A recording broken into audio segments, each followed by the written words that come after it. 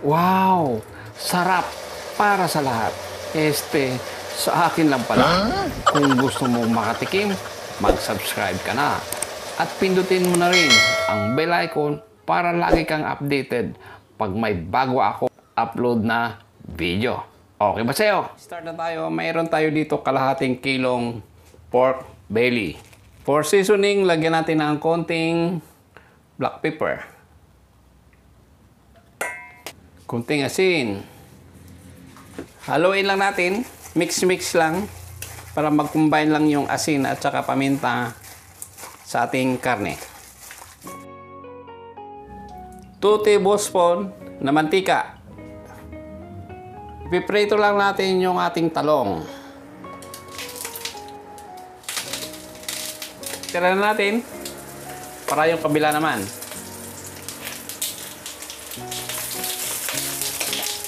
Alright, pwede na nating hanguin.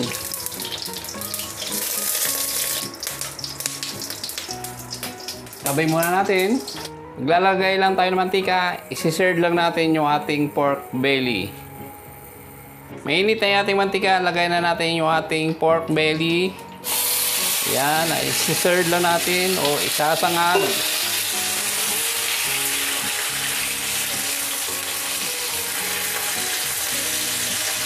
Balik na rin natin. Yan, nag-brown na rin siya. Hindi naman kailangan golden brown.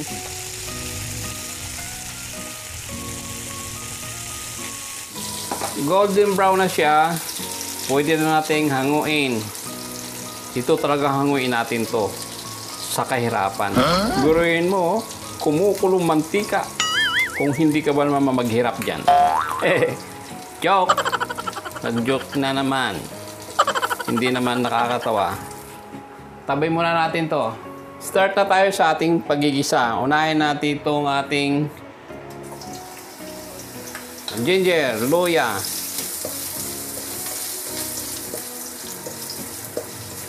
Kaya na natin yung ating bawang. Isang pirasong bawang. Mali, bawang ka dyan. Sibuyas. Nabuang na. Bawang ng bawang, sibuyas pala.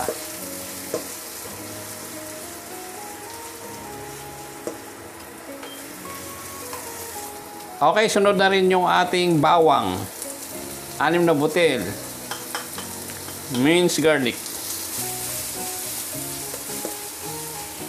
Translucent na yung ating onion. Naamoy ko na yung aromatic. Aromatic ng mga bawang sibuyas. Ilagay na natin ito 3 pirasong kamatis.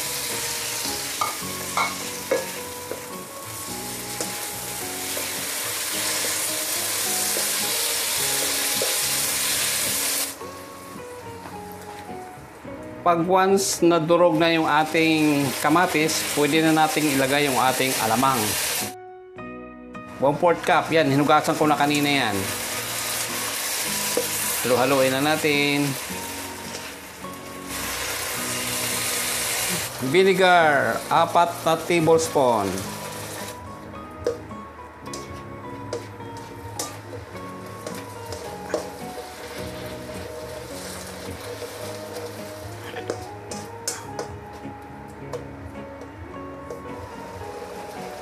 Lagay na rin yung ating sinerd o sinangag na pork belly.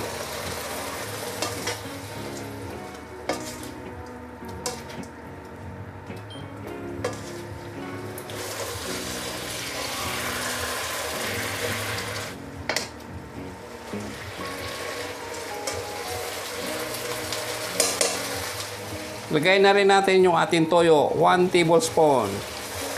Kunting paminta.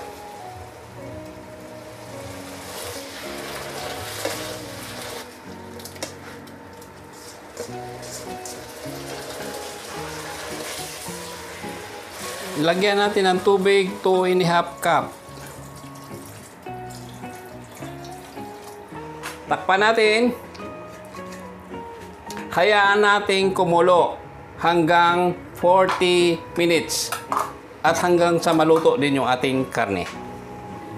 After 20 minutes, buksan natin. Haluin muna natin. Para sa ibabaw pupunta naman sa ilalim.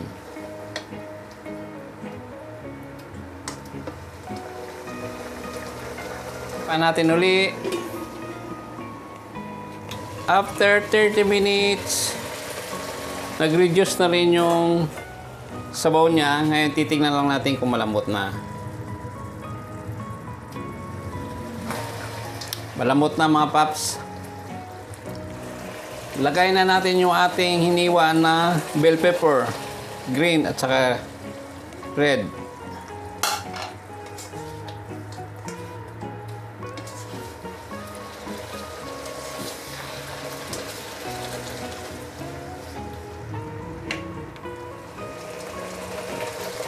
Lagay rin natin yung ating red chili tsaka green chili. Haluin natin.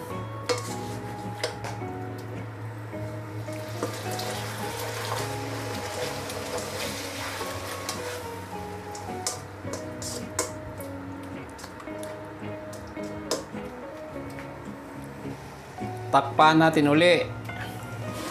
Alright mga papsi. Yan. After 40 minutes. Lagay na natin yung ating talong. Yung piniritong talong.